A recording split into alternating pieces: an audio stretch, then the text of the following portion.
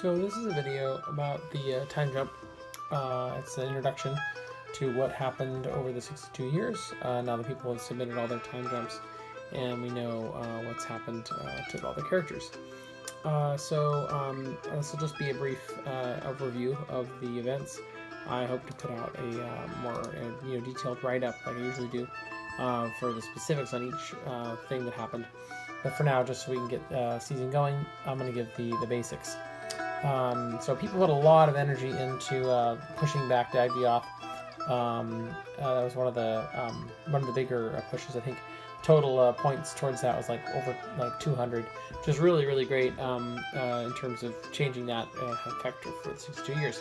Trying to prevent the Dark Wilds from taking over everywhere got a lot of points as well. But by far, which got the most points in terms of people's initiative and political weight is trying to sustain magic, and that got 300 points plus. So there's a lot of effect people trying to do that. So you're going to see some of those things affecting the time jump. And when I go over it, you'll notice those themes, along with a lot of other smaller themes that people put in. So the first thing to talk about is that the Dark Age is looming. You already know this about the time jump, that we're sort of headed into a Dark Age, and this could be the beginning of a Dark Age. People put a lot of energy into keeping it from being a Dark Age, but that's just the beginning. To keep it from really escalating will be what we do this season.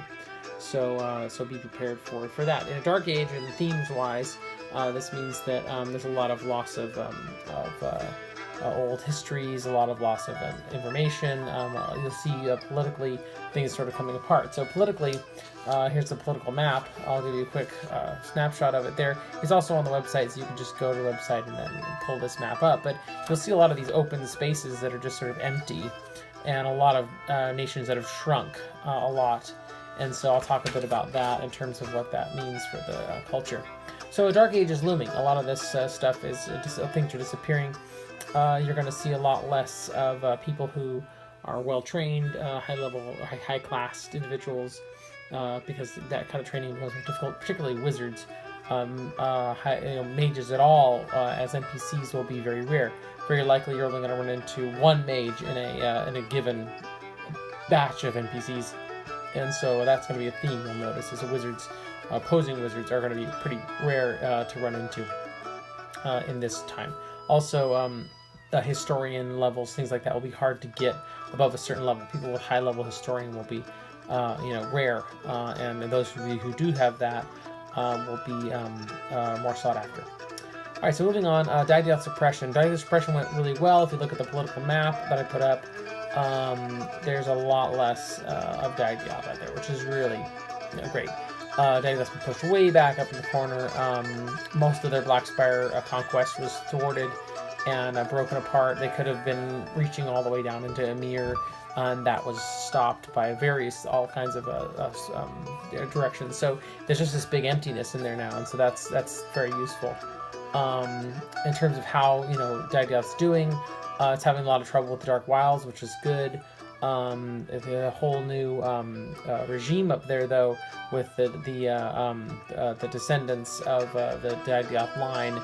It's this child being born who is the new heir, and has a lot of very interesting traits, a lot of sort of innate powers, and that's sort of concerning to a lot of people.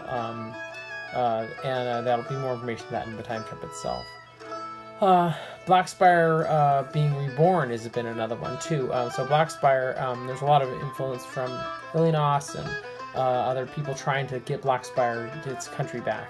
And people have been recruiting people over the time jump and getting different orcs and ogres and trolls to help out.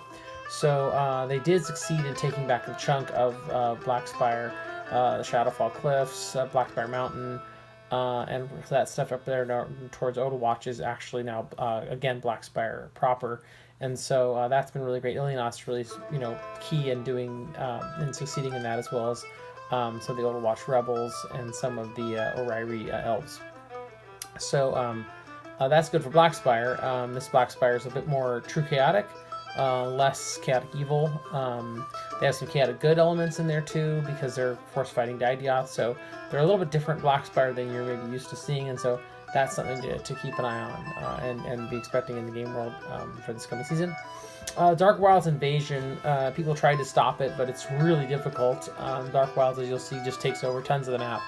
Not as much as they would have had people not, thrown a lot of weight against it. But really, it did still take over a lot. Svodlin doesn't much care, as you can see. Like, they're mostly just living underground. Ilyanos, created this wall, which kind of worked. You'll see that there's like areas where the Dark Wilds still kind of made it through. Daidios having a big problem with the Dark Wilds, but seems to keep it at bay. But the Dark Wilds is still going strong, and continuing to evolve at a really massive rate. So there's a lot of other strange creatures in there, and it doesn't seem to be quite as organized as it used to be. Like, there's whole different sections of it that are sort of different than other areas. Like the Svodlin area of Dark Wilds has different types of creatures than, say, the Ilyanos areas or the areas around Axioms. There's a lot of different evolution in different branches. So it doesn't seem as focused to one sort of entity. It just seems sort of all going in all different directions. So that's a new development. The fading of magic. This is a big one. People put a lot of energy in keeping magic from fading. It was possible that we could have seen a season with almost no magic to speak of, or very, very minimal magic. People did a lot of work to keep that from happening. And so what we're looking at, what it looks like right now, is that most magic is still functional. There were periods of time where magic cost an extra mana to cast. There were periods of time where people couldn't cast certain types of spells, like ball spells, ray spells, auras. Like, they just all started fading, or they started failing completely. People also did some investigating over the time to have to figure out where magic was failing. They found some places where that was happening, where magic just failed completely. No spells worked at all. The only type of magic that's not affected by this is divine magic, so that would be paladin abilities. But all other types of magic, spell types of things are affected. So currently, what it looks like it's going to be for this game season is that any Elder Sorcery, it looks like probably about OP 6 or up, is not working. It just fails completely. That's the best people could do with keeping magic from fading. And so everything that's OP 5 or under still seems to work, but any spells that are OP 6 and up won't work for this season, and probably haven't been working for the last couple of years. So you should assume that your characters haven't been able to cast spells that are OP 6 and up for about the last 5 years or so. So they've kind of become used to that. So you want to look over all your Elder Sorcery and see if it has any words in it that are OP 6 or up. And if they do, those spells just fail. You can't cast them. If there are sustained spells that are ongoing spells that have OP or up or higher, they can't be recast. So if they're just continually going, they'll work, but they're coming apart. So look at your really high level spells and consider what that's doing to your characters. Magic seems to be continuing to fade. It isn't necessarily has been stopped. This is just the best kind of stopgap that people could manage. And magic still seems to be somewhat fading, but people have managed to keep most of it, which is really good. So the Unclaimed Lands is the next part. The Unclaimed Lands is all these little open areas I was showing on the map. It's places all along up here below Stonehammer, all along in the Blackspire Mountains, all this huge area around in Temnor, all the mountains of Temnor. Down to the bottom, the south areas of Desnor. You're going to see all these big open, just empty areas with no political association. That's what that means. Those empty areas are unpolitically aligned. They are wildlands. People living there do not have don't associate with any particular country. They don't want to be part of a country. This is that Dark Age we were talking about again, where they don't really want to be part of of any countries. Some of it is controlled by undead dark heroes. There's some pretty nasty effects from the undead dark heroes, which I'll get into in a little bit. Also, a lot of that area, a lot of those areas are just all kinds of critters walking around, nobody policing those areas. So if you go into those zones, there's no law enforcement, there's no jurisdiction. There's a lot of banditry. There's a lot of highway robbery, that sort of thing. So creatures, eating people and nobody doing anything about it. So those are dangerous regions in terms of no political affiliation, just completely chaotic regions. So that's the Unclaimed Lands, if you're wondering what those areas are. So then there's the dead plague epidemic. Dead plague epidemic was something that people started to investigate, sort of leading into the time jump, with ideas of some sort of contamination that was going on. They weren't really sure what it was. They investigated with a lot of people. Most people said that it wasn't really anything going on. They investigated with different people in who were put tasked to kind of investigate this possibility of some sort of plague or something. But mostly people said it really wasn't a plague at all. But over the years, what people found was that there was something going on, and then when they investigated back to find out why it wasn't being found, the people who were originally kind of investigating this plague were all missing. That's still a mystery right now too. Like, where did these people go? What happened to them? How did all this information get missed? The issue is, though, that the most obvious effect is just that bodies tend to animate. They zombify. What this does is that if a body isn't resurrected at the end of an encounter, it will zombify and then go off on its own, under its own control, not at the player's control, just as a zombie just wandering around doing feeding and that sort of thing. So this means if your characters die and you don't resurrect them at the end of the encounter and you just leave them there, if their spirits are still in their bodies, they will zombify and then wander off, which means then they can't leave their bodies and they're wandering around and you have to find them later. So this is a rather peculiar and a concerning development that all across Roekron. So people can be looking into that too, about what's causing that. So the last two things are the new Geb Pirateers, or Privateers, as they like to call themselves, and the Risic Undead and the Dark Heroes developments. So the new Geb Privateers are really a kind of re-envisioning of Geb.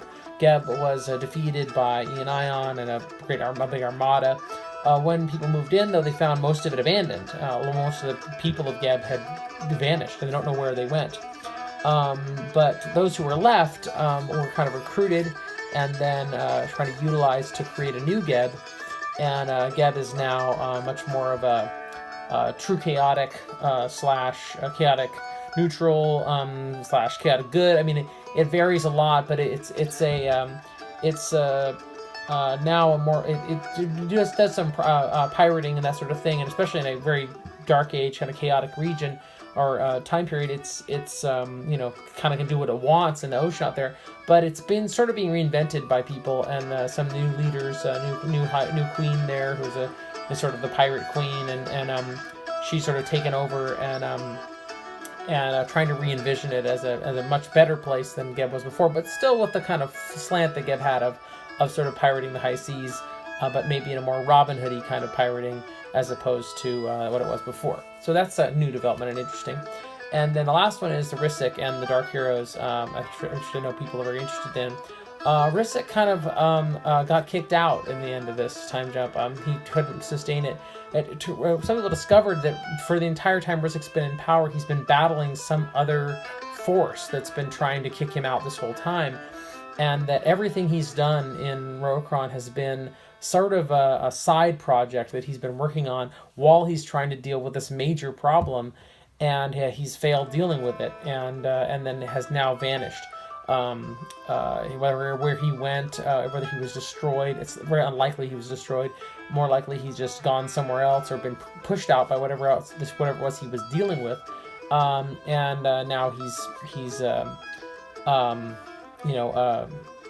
gone and left the Stormwatcher Tower and all that. So Risic's kind of out of the picture at this point, somewhat due to players' actions and somewhat due to some other force that people are not really aware of what it was that kicked him out.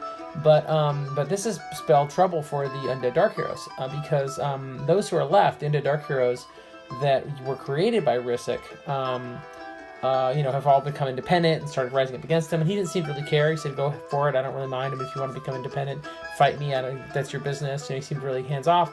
And then once he's vanished, this has become really apparent why he didn't care. Because without him in the picture, once he's gone, all the Undead Dark Heroes have become feeding.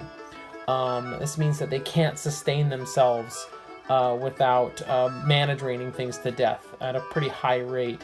And it seems like Risic knew this. Like, he knew that creating them, that there was a hidden flaw